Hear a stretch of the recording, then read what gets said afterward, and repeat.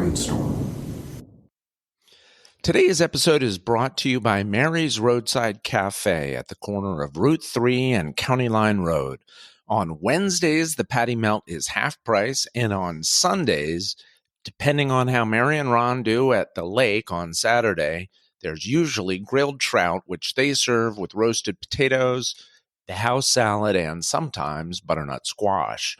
Mary's Roadside Cafe. Good people, great food, and a killer view of the valley.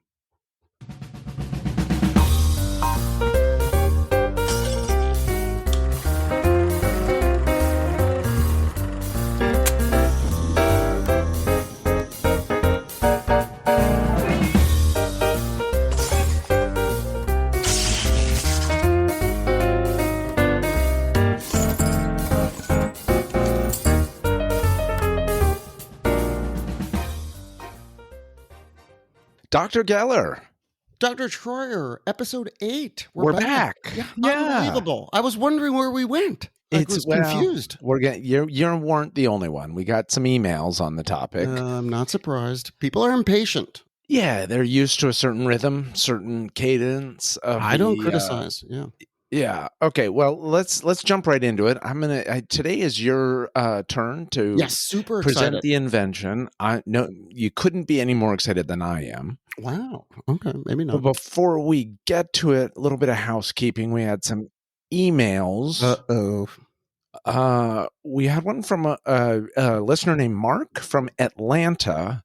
South. Good. He asked if we had heard the news about the country of Colombia beginning the first phase of its underwater expedition to study and document the wreck of the Spanish galleon San Jose. Yeah, fantastic, Mark. And absolutely, I am all over that because of the billions of dollars. We're talking billions, not millions, not like, oh, that'd be kind of fun at a thrift shop. We're talking billions of dollars with the San Jose that went down off the coast of Colombia. That was featured in Killer Shipwrecks. Yeah. And I was going to say, I actually did know the news about Colombia getting down in the water and documenting the thing because I was also emailed about it by my co-host, Dr. Geller. Yes, that's right. I did forward that to you. Now, was the Odyssey involved in that, Dr. Troy? Is this going to all turn around for you? No. Bummer. I will definitely alert you if the share price of the Odyssey Marine Exploration Company ever starts to rebound. Yeah, keep me posted. We got other email. We got one from Andrew H, who is also from Atlanta, which is weird. Pocket of listeners. Okay. He said the cartoons that we referred to in our last episode about dynamite. Mm-hmm. He said cartoons like Wile E. Coyote and Roadrunner. He said it's usually TNT. Not dynamite. Oh, interesting. I mean, is it? To me, that's splitting hairs. Like TNT, dynamite. You say tomato, I say... Yeah, I think what the thing that I remember are the sticks, right? So I understand that maybe the lever would have said TNT. Yeah, there could be some TNT maybe in those black balls, like those cannonballs sometimes had TNT. But I think what we were talking about were the cartoons with the sticks, the red sticks of dynamite. Yeah, but, it's good to see that we've got at least 2 listeners in Atlanta. Love it. Fantastic. That's not I love the attention to detail. I appreciate that. Yeah. So I appreciate them as listeners. Okay, Charlotte from England. Oh, no. In fact, arguably our number 1 fan in England. God bless her. Yeah. She sent us 2 emails. The first one, she was just kind of politely pointing out that it had been a little while since we had released our previous episode. True. And then the second one, a couple weeks after that, was a little more urgent. The subject line was, "Are you okay?" with 3 question marks. And then the body of the email in all caps was just, "Is everything okay?" 2 question marks. Any other emails, any emails of criticism or anything that we need to note? No, I think all we need to do now is you need to tell us some of the places, but not Atlanta, where people listen from. And here we go. Let's say hello to our good friends across the pond in Hebden Bridge, Calderdale. you say, where is Calderdale? Right. Well, Hebden Bridge is in West Yorkshire, England. Cool. So that's in the upper Calder Valley. They say it's 8 miles west of Halifax. So welcome, Hebden Bridge. Whoa. Halifax, I think of as Canada. Yeah, but there's a Halifax in England. Really? I don't know. I'll edit this out if there's not. Okay. But I do know that Calderdale is a district in West Yorkshire, England. And that is where Hebden Bridge is located. It just sounds cool. Hebden Bridge. It sounds like a Jane Austen novel or something. I love it. Welcome, Calderdale. Next up, hello to our listeners in Palmerston North. Palmerston North is in New Zealand. It's on the North Island. That's awesome. I wonder how in the world that guy or that girl found us. I don't know. Lastly, back to the States. Hello, St. Louis, Missouri. Oh, I love it. Gotta love St. Louis. Yep. I got St. Louis. You know? I got some dead ancestors in St. Louis. Really? Yeah. Got a Have whole you bunch been of there? them back there. I mean, I've driven through St. Louis, but I've never stopped at the cemetery. I'd love to. Bellefontaine is one of the cemeteries. The other one is like Cavalry or something. And who are these relatives? Like, how are you? These are great grandparents or some Right. great grandparents. But one of them is, or a few of them are buried at the same cemetery in St. Louis that has Dred Scott. Wow. Tennessee Williams. No way. Yeah. Somebody else. William Tecumseh Sherman, maybe? Whoa. I don't know about that last one, but there are a bunch of famous people there. That's pretty cool. Yeah, cemeteries are the coolest. Well, especially if there's people of note. Yeah, but it's always a vibe. Even if it's just randos and it's just suburban or whatever, you're just sitting there and you can't help but like just kind of reflect like, oh boy, what is the point of it all? I find myself walking through and trying to quickly do the math across the board on like how old people were when they passed away. Like just to get a sense of like, was this a tragedy? Was this like a crazy long story? Like what was going on there? Yeah, but they always seem peaceful. It doesn't seem like the worst place to wind up. All right, let's jump right into it. Let's jump in. Okay. I'm giddy with excitement. So we got a new invention, and just do I have to wear the lab coat and the goggles and everything? Is it chemistry again? I'm going to have to correct you right off the bat.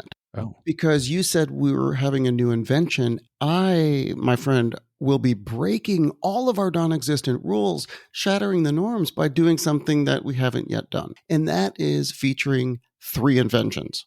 Oh, wow. So this is a hat trick. Yeah, this is a hat trick, but it gets better. What is unique about these inventions is all of the inventors were under the age of 16 when they made history. So that's what we're doing. Feels like it did the other bit of housekeeping I didn't even get to, but this is the first year we've had actual summer interns at KMA. That's right. Welcome to Lydia. Lydia and Grace have been amazing. But okay, 3 inventions, and all of the inventors were under the age of 16. Yeah, you've got my attention. So let's jump in. So our first inventor, and we're going to go chronologically according to when these inventions occurred, because really there was no rhyme or reason to which one should go first. In any case, 2 of the inventions fall under the sort of necessity as the mother of all inventions. One is just sort of completely inadvertent. Okay. The first one is a gentleman named Chester Greenwood. Chester was born on December 4th, 1858. So a pretty long time ago, pre-Civil War. Yeah, well, right before it started. Yeah, okay. That's when he's born. Okay. And when he is about 15 years old, he's growing up in Maine. Cool. Must have been beautiful. So it's 1873. Chester's 15. He's out on a pond testing a new pair of skates. So you're already, I've got you. Like, I have to say, like, you didn't even honestly say there was going to be ice skating in this episode. I promise I had no thought that this should come first because of the ice skates. This was done chronologically, which I just said. There's a rich history of hockey in Maine. I mean, the Black Bears are the college team up there. They're amazing. I'm sure you could do many episodes. So now here's the thing is now that I see that this is the anecdote that I'm leading with, I'm like, got him. Like this was no doubt what I should have led with.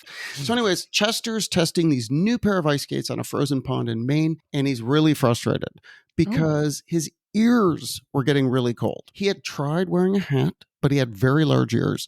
He had tried a scarf, but it was very itchy. So he was not happy. with headwear to keep his This is ears warm. a Goldilocks And situation. when you see a photo of Chester Greenwood, you'd be like, yep, I get it. He decided to design something to help his cold ears.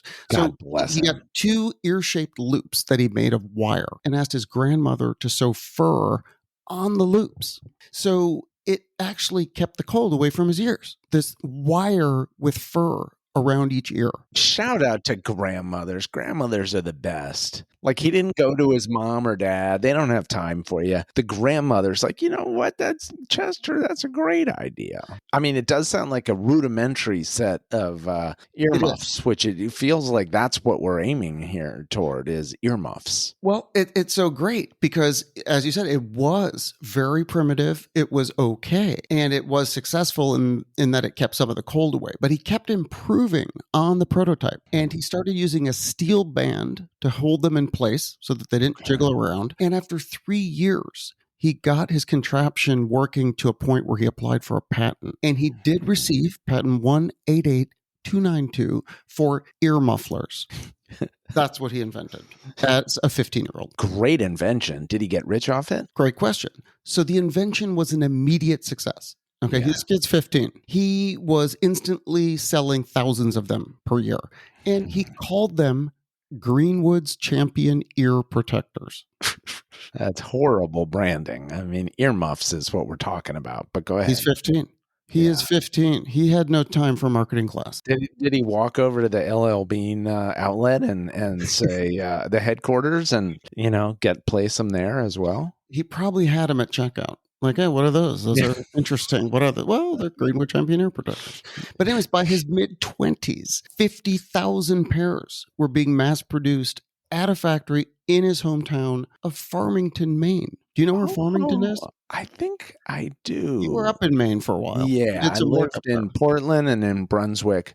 But I have a rough idea. 50,000 per year. In what year was this? Well, this is like the late 1870s. Within the first couple years of 1880, he's selling over 50,000 because he's only 20 years old. Maine is not a tremendously populated state. So he's selling them all over the country. He's shipping them everywhere. So, I mean, just to jump ahead, by the time he passed away in 1937, but I'm just jumping ahead, production had reached over 400,000 pairs every year. And Farmington at that time in this, late 1880s, Farmington was known as the earmuff capital of the world. And the company provided jobs for so many people over 60 years. Is it just me or, there's some inventions and earmuffs fall into that category for me.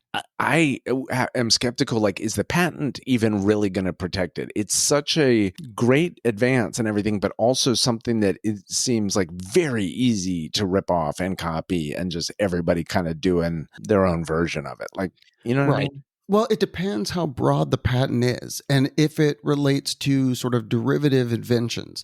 Because but if you could prove in court that something is clearly an earmuff, he's got the patent. You know what I mean? Like, he's doing fine. Does he still have that ungainly name of it, or does he at some point just kind of shorten it down to earmuffs? Yeah, didn't get around to that level of research, but I don't think he ever changed the name. And the base of production just stayed in Farmington, huh? Stayed in Farmington. And as much as it's a phenomenal invention, when you see the photos of the people back then, it looks ridiculous. These people, like adults wearing earmuffs, look silly. Like, they just look silly back then. The one part of the story that does make sense is I bet Maine was just super cold in the mid 19th century. You know what I mean? Yeah. So cold. Oh. Like, of course there was a kid there that was if you have big ears, they get red like instantly if you're on the ice. Yeah. My son did a hockey tournament in Quebec once, and and they did like a practice outdoors or something, and just part of one ear was exposed. He didn't realize that he was wearing a stocking cap, whatever. Right. And then for the next 2 days, like, that ear was like twice the size of the other ear, all red and massive. And I was freaking out, like, oh God, this kid's going to lose his ear. But but my point is, up there, it's no joke. Like, man, it's no joke. Good pair of earmuffs, you're all set. Totally right. Okay. Well, I wasn't trying to imply that I'm against earmuffs or think they're so ridiculous. I just feel like at a certain point, other things replace them, and then you don't have to risk looking a little bit silly. Yeah, but they're also kind of charming in a anachronistic kind of, or not anachronistic, antiquated sort of way. Like, what if I just showed up with a bowler hat? The bowler hat always instantly, and all the discussion of patents reminds me of our friend Latimer and his hat lock invention. Yes. I was sitting there, I was thinking, like, were people really stealing that many hats that Latimer thought, like, the hat lock is the thing that's gonna, forget the light bulb, the hat lock is gonna, Right. Those people had the same hat, like one of those suitcase things. Like, now I got to put like a ribbon on my hat because everyone's got the same hat. You know what I mean? Exactly. Yeah. Greenwood, in addition to the earmuffs, he did patent a specific tea kettle. Okay. He also patented a steel-toothed rake, an advertising matchbox, and a machine that was used to produce wooden spools for wire and thread. Okay, so he kept inventing. Yeah. Now, he also had an invention that for some reason was not granted a patent, and it was an umbrella holder for mail carriers. Very specific, but for some reason that patent was not granted. It also just seems ridiculous. It's like a holster, but instead of a gun, there's like a umbrella in it. Dude, we're not going to pay for that. That's a loop on their belt. Like, what are you talking about? The other thing is that he also, in addition to being an inventor, for which he claims, I think he had around 100 patents. So he was prolific. Like, it wasn't just the earmuffs. He wasn't one and done, but he did make good money off the earmuffs.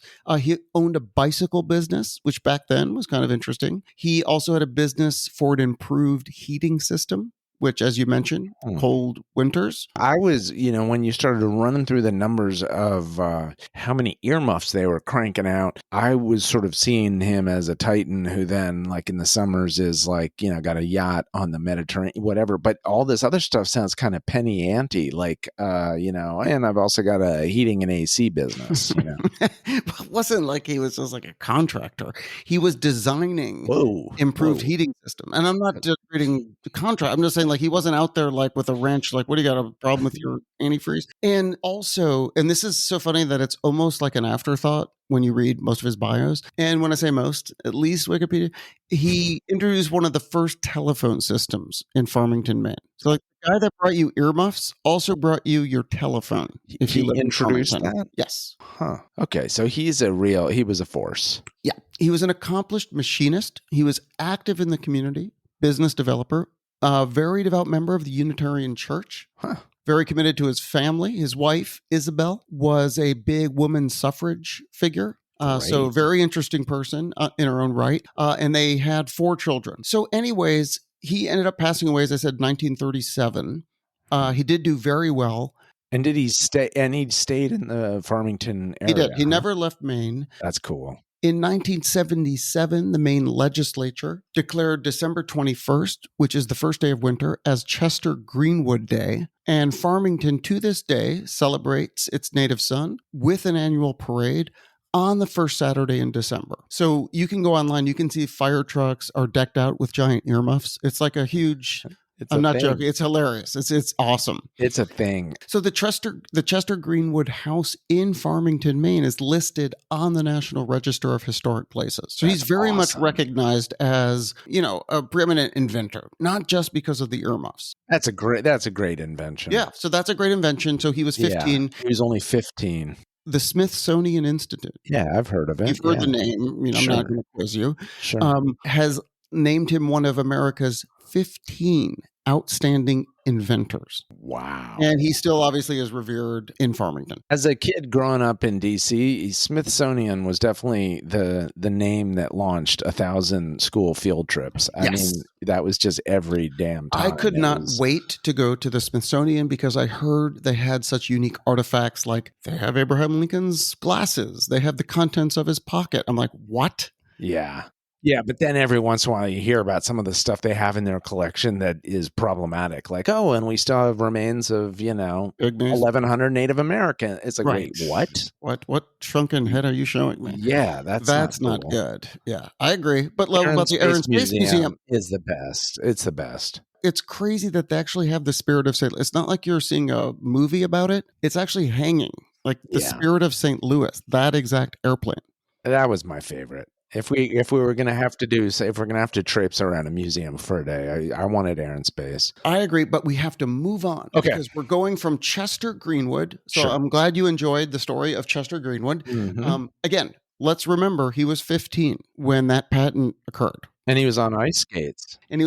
So that's pretty remarkable that someone can really be that industrious at that young of age. Yeah. Now let's hear from our good friend, Frank Epperson. Now, Frank Epperson was born in Oakland around 1894. Okay. How do you spell Epperson? Epperson.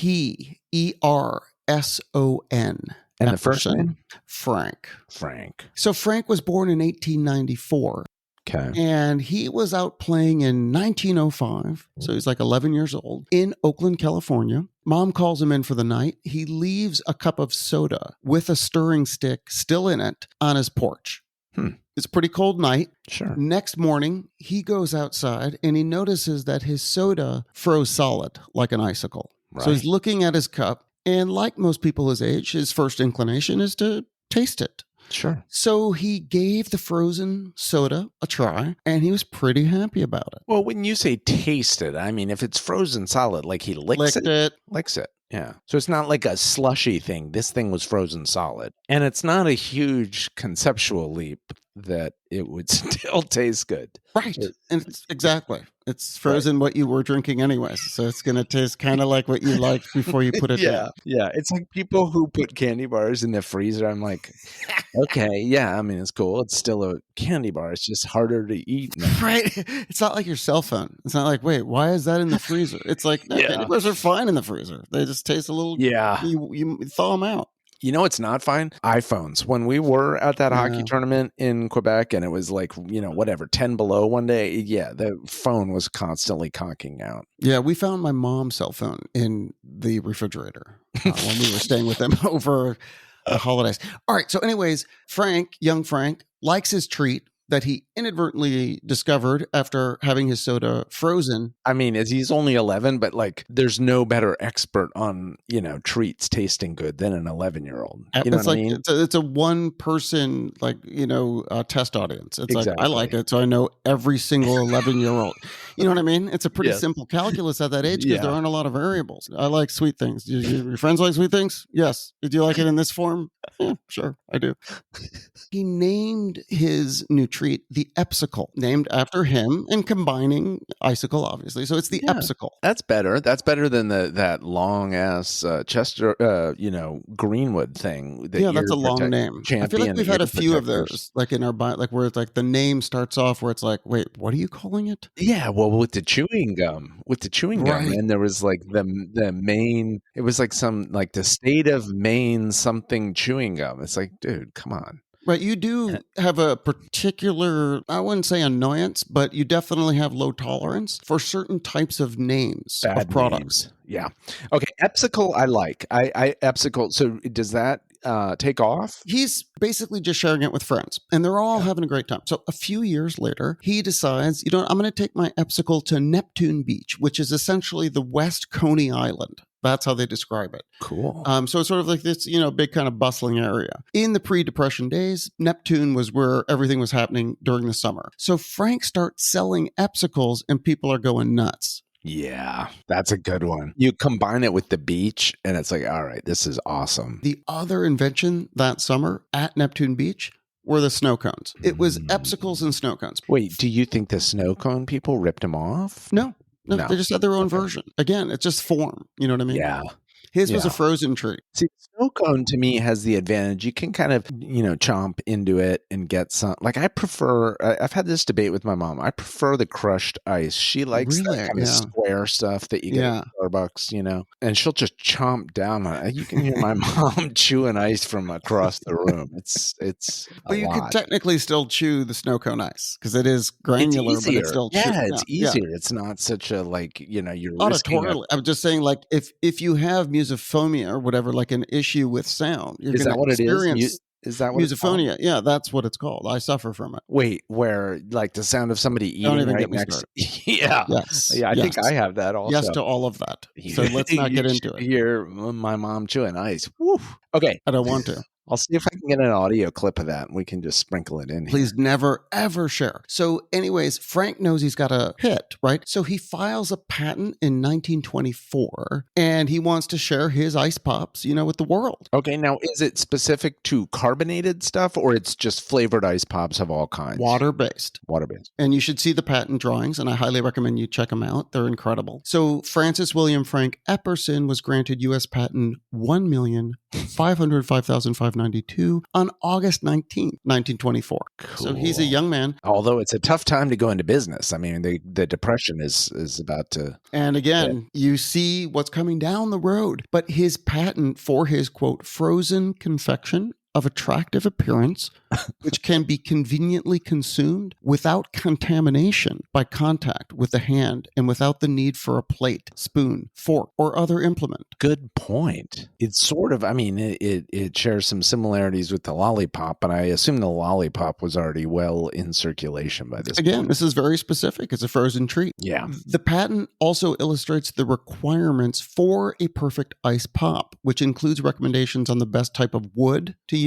for the stick, which is the type of birch or poplar that he recommended. What were the first epsicles shaped like? They look almost like... Are they a cylinder? Or they're more of a cylinder. They're like a cylinder. Yeah. Gotcha. He has this mechanism for pulling them out of their form where they make this pop sound. Right. And so eventually his children wanted him to change the name. And because they called him Pop, they didn't want to... That's what it comes from? Okay, well, that is one theory. And the other theory, which again, difficult to discern what is the truth. Mm-hmm. The other theory is that when you pull the ice pop from its form, from its mold or whatever, it makes a pop sound. Now that's the other theory. So you can do your own independent research, but my research, again, not deep dive, but suggested that this is a openly debated topic. Wow. Okay, popsicle. I hadn't even... Now see, that's a good name. Right. Popsicle. Great name. I mean, you hear it and you haven't even tasted one yet, but you know that you have to taste one. You need to try it. And by the way, that's backed up in the marketing. If you're going to do the internet search, look for the initial popsicle ads. They're great ads. They are incredibly inviting. One of my older brothers, he was a big bomb pop guy. Yeah, loved bomb pops. Yeah. Great dessert. I liked the, I don't know what they're called, but the Creamsicles? ones where... No, well, the ones where it's like they got a hard crust of chocolate on the outside, then some vanilla ice cream, and then on that, like right around the wood stick, there's like another like hard chocolate thing in there. That's exotic. No, that almost sounds like a dream. Like that doesn't seem real. Yeah, whoever came up with that maybe that's who I'll feature next episode because good for them. Yeah, that's fantastic. That guy, the Smithsonian ought to get a hold of that guy's story. No kidding, because I've seen that in like a cone. I've never seen that in a bar form, but like where there's some sort of inner surprise. But anyways, so Frank's doing well, right? Because he ends up licensing the name Popsicle to a marketing company. So he's getting all the royalties. It's all money's good. Wait, but it was his kids who came up with it. True enough, and therein lies the problem with Frank. Never giving credit where credit was due.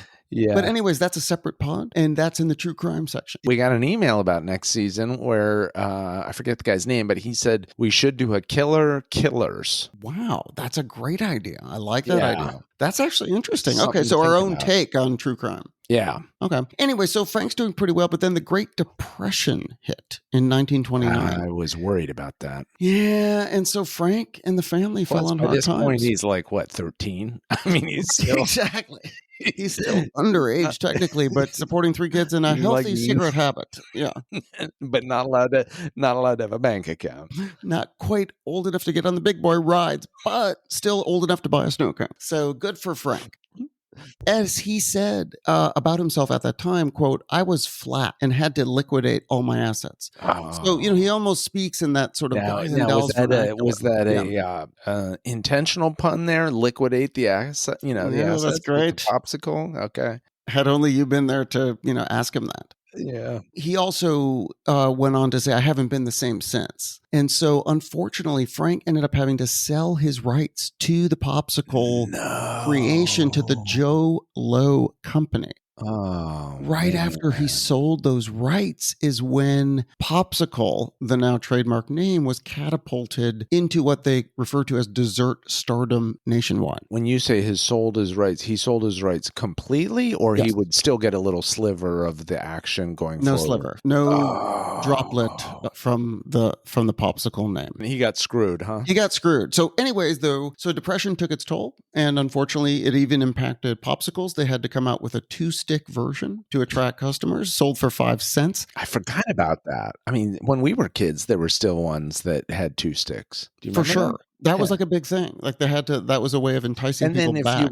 and then if you were sharing with somebody, you could just break them. Exactly. You just crack it open, and some people get a little bit more on the side. You know what I mean? Yeah. Oh, that's a bummer. Yeah. And it's a bummer for his kids. They came up with the name, and then they got to sit there and watch other people haul in the cash, hand over fist. Popsicle did have a running animosity competition with Good Humor because they had debuted their chocolate-covered ice cream on a stick, and they sued for copyright infringement. And guess what the court compromise was? Well, first of all, I just picture the judge, like his first bit of research is like, okay, bring all of your products in here. I need to taste them all. Good Humor, man. The Good Humor trucks were the best. Okay. Yeah, my friend Jim and I tried to get a job selling for Good Humor and couldn't get the job. That was just the sound of happiness when you heard the Good Humor truck. Love the strawberry shortcake. Anyway, so the court's compromise was that Popsicle could continue to sell water-based treats and Good Humor could sell the ice cream pops. And if I remember, the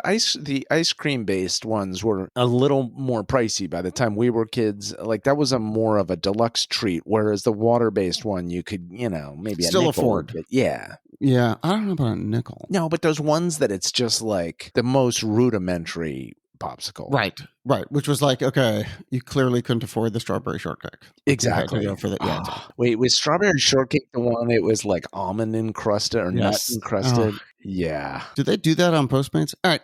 So now Consolidated Foods acquired the Popsicle brand in 1965. And in 1986, U.S. operations of Popsicle Industries became part of the Gold Bond Ice Cream Company of Green Bay, Wisconsin. Yeah, well, that makes sense. It's the home of dairy production. Dairy, it's all there. So in 1989, Unilever bought Gold Bond, and Popsicle then became part of Unilever's Good Humor division, effectively ending the feud between the two icy competitors. Yeah. Wait, so they wound up in the same tent, Popsicle and Good Humor. And do those companies, I mean, obviously they're now owned by a parent company, but do they still sort of survive in, you buy a popsicle and it says, Popsicle, a subdivision of blah, blah, blah. I don't think it'll say subdivision of that, but it does leverage the Popsicle brand because they do own the trademark. And so they use that in the market, like the official popsicle. Yeah, it's like champagne or Bordeaux. You know what I mean? Like it's got to be a certain. But you could get the Costco version. Like it's called popsicle, but it's spelled phonetically in a way I can't repeat.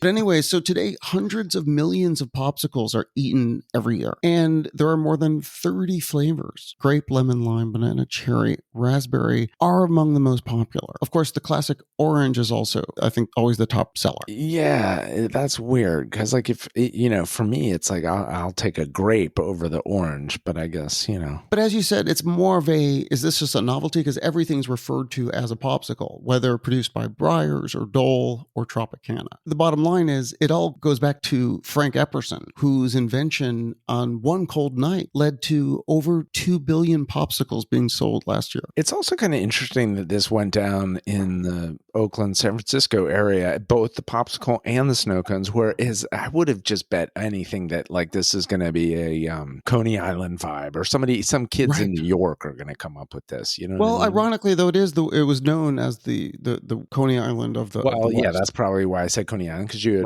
put it in my head. But I mean, it just seems like the kind of thing that would have come out of New York. But so Northern California, way to go. One of the lessons, Mr. Epperson talk about the importance of names. So he is quoted as saying, Epsicle was not a good name, Epperson admitted. Quote, I should have protected the name Popsicle. Frank died in 1983. That was sort of his ending. Like he definitely felt cheated out of what could have been his fortune. Yeah. He lived to be almost 90. 90, it looks like. Yeah, but never really, I guess, recovered, they said. Yeah, that's the bummer of that story, is that he didn't, once he sold the rights, it was like he completely sold the rights. Like he didn't get any piece. Right. But I mean, from my perspective, if we look at the glass half full, it's like, not bad. He invented the popsicle. Like, that's still cool. Like, a lot of people don't invent the popsicle. Yeah, so I guess I understand he didn't get rich, but yeah, he did. He was really young. At the age of 11. Yeah. Anyways, all right, we got to take a break though, Dr. Troy, and then we're going to come back and hear our last, final, and maybe some people might consider the best of our 3 young inventors. Okay, let's pay the bills. For a great meal at an affordable price, try Mary's Roadside Cafe on Route 3 at County Line Road. Summer specials include grilled trout, patty melts, and a really nice vegan chili. Mary's Roadside Cafe. Good people, great food, and a killer view of the valley.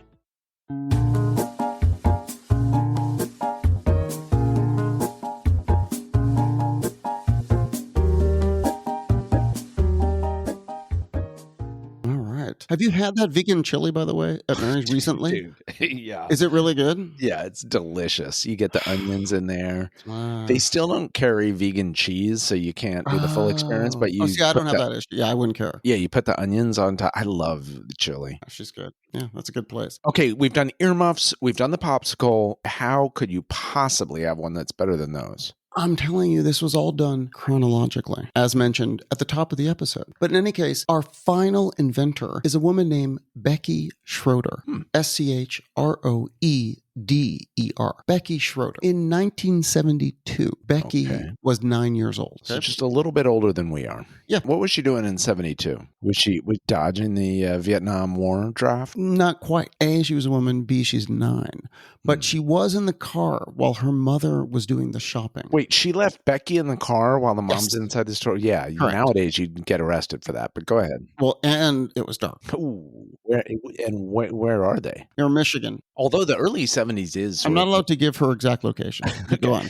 But the early 70s is sort of the birth of some of the, missing kid hysteria and child abduction stuff. For sure. Okay, but anyway, so she's in the car. Mom's doing the shopping. And what's Becky doing? So she's trying to do her homework, and she's having trouble seeing the page. And what she did not want to do was open the door, because then the whole car lit up, and she didn't want to be seen in the car. As you said, this is a little scary. Yeah. So she's just in the car, but she wanted to do her homework, but she didn't have a flashlight. Oh. As a 9-year-old, remember, 9, not quite double digits.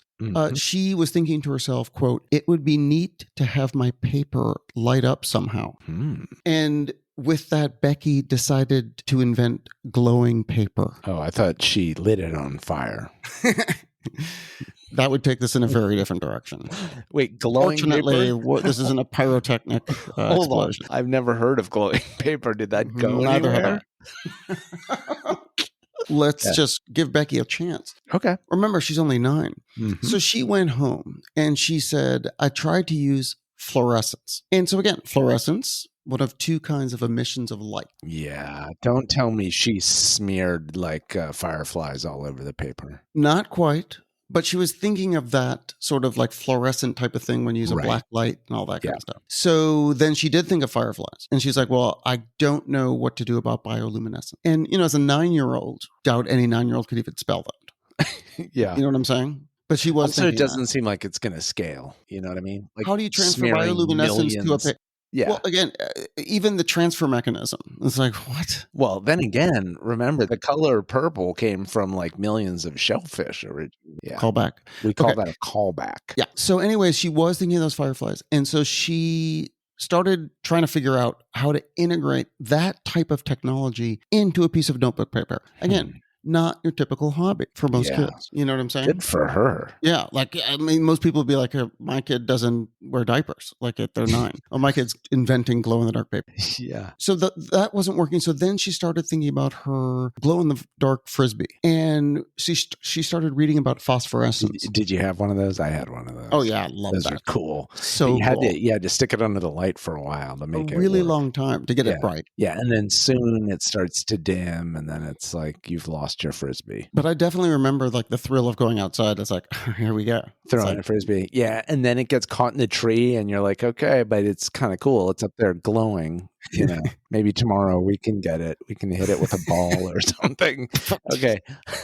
All right. Anyway, she thinks about her glowing Frisbee. She does. And she realizes this notion of storing up energy and then radiating it as a glow. That's what she kind of figured the Frisbee is doing. Yeah. So the next day, she went with her dad to the hardware store. Okay. And she bought phosphorescent paint. And when she got back, she went into a bathroom that was really dark and she started painting paper with this phosphorescent paint. Cool. And even at one point screaming, it works, it works. Wow. But anyways, she found that it wasn't really the paper that needed to glow. It was the clipboard behind the paper. Oh, because paper's so thin, so the glow comes right through the paper. And you can't write on it effectively. She probably also got pretty high if she's shut up in a little room and there's all this phosphorescent paint. She's probably breathing in some fumes. By the way, who are these parents? Like, oh, you're going in there with lock the door and all those chemicals. Okay. Yeah. Hey, let me know if you figure out an invention that we can patent. Wait, so first she does the paper, but then she focuses on the clipboard under the paper. Right. So she's coating the clipboard with the glowing paint. And she found that paint, when dried, gave off just enough light to shine through the paper on top of it. Definitely way ahead of the kind of thinking I was doing at 9. It's unbelievable. Like my thought process at 9 still don't think that way. In the car with the homework was like, it's too dark. I guess I can't do my homework. Like, that would have been the end of the flow chart in my mind. Right. Some people go the extra mile. I definitely would, in a million years, never thought, I wish I could invent glow. Like if I couldn't read the sports, like the box score because it got too dim in the car. Right. I wasn't thinking like, I wish this sports page lit up. Yeah. No, it was like, damn it, it's too dark. Yeah. Yeah. All right. So Becky, clipboard. Okay. I still have never heard of glow in the dark clipboard. Hold on, it gets better. Okay. So over the next few years, she refines her device so that it uses batteries to generate the glow. Oh. When she's 12 and she's going into 8th grade, and now she's living in Toledo, Ohio. Now, are her parents inventors or anything? Or is she like, what kind of kid is tinkering at this level? Yeah, her dad, I think, was kind of in that realm. Okay. All right. The amount of research I've done is limited to more of a patina. More of yeah. Well, that's a nice shine you're putting on my limited research. Yeah. But in any case, so Becky, again, now she's 12, living in Toledo, and she decides to file a patent for a, quote, luminescent backing sheet for writing in the dark. That's cool. The backing sheet has, this phosphorescent. When you say backing sheet, like a clipboard? Yes. Like a hard thing that you can put the paper against. Okay. Yes. Yeah, and again, the drawings are really cool. In any case, a brief exposure to light, and then you can... Oh, are the drawings cool? Because the thing of it is it's like the whole thing that's cool about it is the glow. So how do you do the patent drawings? It's like, okay, trust me, they it look glows. Pretty cool. Okay. Right, exactly. It's definitely... Wait, that's just a clipboard. I know, but it glows. Well, I think what they're thinking is like, well, great, if it works, here's your patent. If it doesn't, like this patent, you can also throw in the garbage. Yeah. So it does work. And what they find is that you can clearly see in the dark through several sheets of paper, ordinary writing paper, and you can write with a pen or pencil and you can see the lines. Okay. So in August of 1974, Becky applied and received patent number 3,832,556. And although statistics are not kept on inventor ages, Becky's patented, quote, glow sheet is thought to have made her the youngest female inventor in U.S. history. So she's 12 when she gets it? She's 12. Yeah. It's too bad she couldn't have applied early, like at 9 when she was... Single digits. Yeah. Certain coolness about like, well, single digits. Like, well, double digits. Like, wait, so you could be like 29. And it's like the kids that like, it's like the 8-year-olds that are flying across the country solo. Unbelievable. It's like there's just always the race to beat the record. So I wonder what the current record is for youngest female inventor to have. I don't even know if they keep that statistic, but I'm sure you can find out now. In old days, like we looked through the Guinness Book of World Records. I don't know if people of course loved read books anymore. Also, is Becky Schroeder possibly the most American sounding name of all time? It's like, wait, wasn't she on the Brady Bunch? Or no, that's just a Brady Bunch type name. Oh, yeah, because it's totally all American.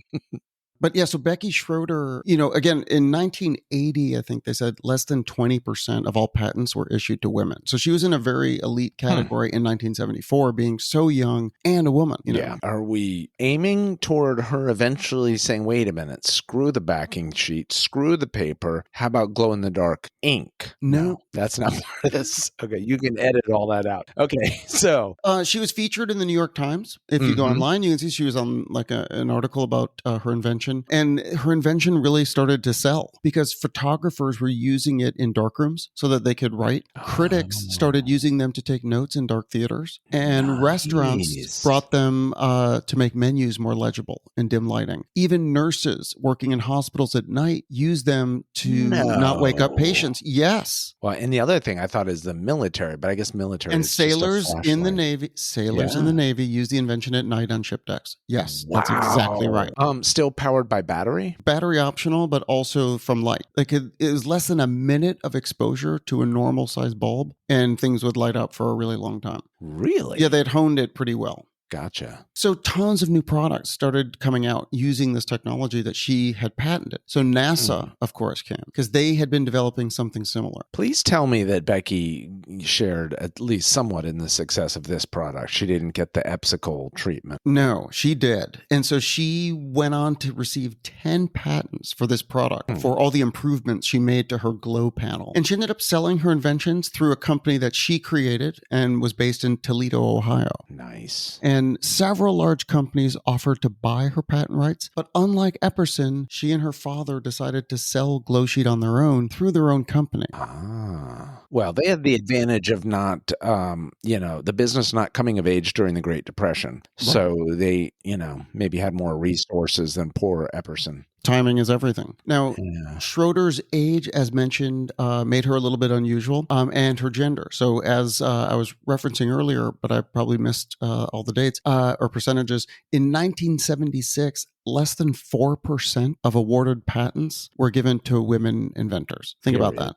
Yeah. Less than 4%. That's ridiculous. Yeah. Like, that is insane. And we're not even talking about the preteen ones. She was calling it a glow panel. Yes, they love. So she called the product the glow panel. And when they did sell these things to the public, it was through their own company. Yeah, through their own company. And so, again, this sort of did become a business for them because they licensed the technology, as I mentioned, to several companies that were catering to different industries that made use of this glow panel technology. So for a while, they did pretty well. And as I mentioned, she ended up with 10 patents. And ultimately, I think she moved to Michigan and just sort of had her family and had her product line, but she was very under the radar. Gotcha. But at the time, being so young, she was featured on both Good Morning America and 60 Minutes and The Voice of America. And so it brought a lot of attention. So she did not have to spend anything on marketing because she was the marketing. Yeah, that's a great story, especially when it all starts from trying to do your homework in the car in the dark. And I think now they're licensing the technology for glow-in-the-dark coloring books and like children's toys. I mean, I was going to say, did the iPhones kind of ruined this whole market? Probably. I got a glow panel right here. Right. And also there's all this other stuff. What's that in your pocket? It's a glow panel. What? Yeah. Right. Okay. Mom, I couldn't do my homework because the car was dark. It's like, why didn't you just turn on the iPad? Right. Do you didn't charge your battery? Your phone's dead? It's your responsibility. Wait, so are glow panels still the thing or no? Again, level of research. Yeah. This level deep. I feel like Apple computers, that kind of ruins it. But maybe as a nostalgia item. Yeah. Also, it would just be, you could see like the glow panel being in the Smithsonian thing on, American inventions. Exactly. Yeah. Like quickly outdated, but interesting at the time, and kind of cool that she had the ingenuity to take this idea, not only figure out a solution, but then market it and somehow create an entire business. And she's like 9. It's crazy. It's also good we're doing this around July 4th because this is a very American episode. I mean, we got Farmington, Maine, we got Oakland, California, we got Toledo. That's true. All over the country. Yeah, and this is back when the U.S. still actually manufactured some things. So, Fantastic observation. I did not consider that at all, but how appropriate. Great concept, by the way, the kid inventors. Kind of went out on a limb again. Not afraid to push the envelope. You're a rule breaker. Totally, but I was really intrigued, and there are so many that, again, it's a great topic. You could do a pod only on young inventors. So many. Yeah. And, the ones in the 19th century, it's like, oh, man, that's cool. But like with Becky, it's like, okay, she was our contemporary. Like, Right. like I was in the car picking my nose, Right. I Becky was waiting for Spider-Man. Is it on tonight? Is that a cartoon? Like, I love Spider-Man. I was trying to get the Caps game on the car radio, and, Becky's doing like advanced math or, fantastic inventions this week. All right, well, Dr. Troyer, that is a wrap on episode 8. Do you want to tease next week? Are you thinking of a certain invention? Nope. Wow. All right, well, then it's going to be a surprise. It's in the vault. In the vault. Well, we will find out next time. Thank you for listening to Young Inventors on KMA Podcast Killer Means Awesome. This is the invention season. Yeah, please remember to rate, review, and subscribe. Yes, that is key. And again, suggestions for the next season can be sent to killermeansawesome@gmail.com. Killermeansawesome, all one word, @gmail.com. Great work today, Dr. Geller. Thank you very much. Let's play our theme music and we'll see you next time. Sounds good.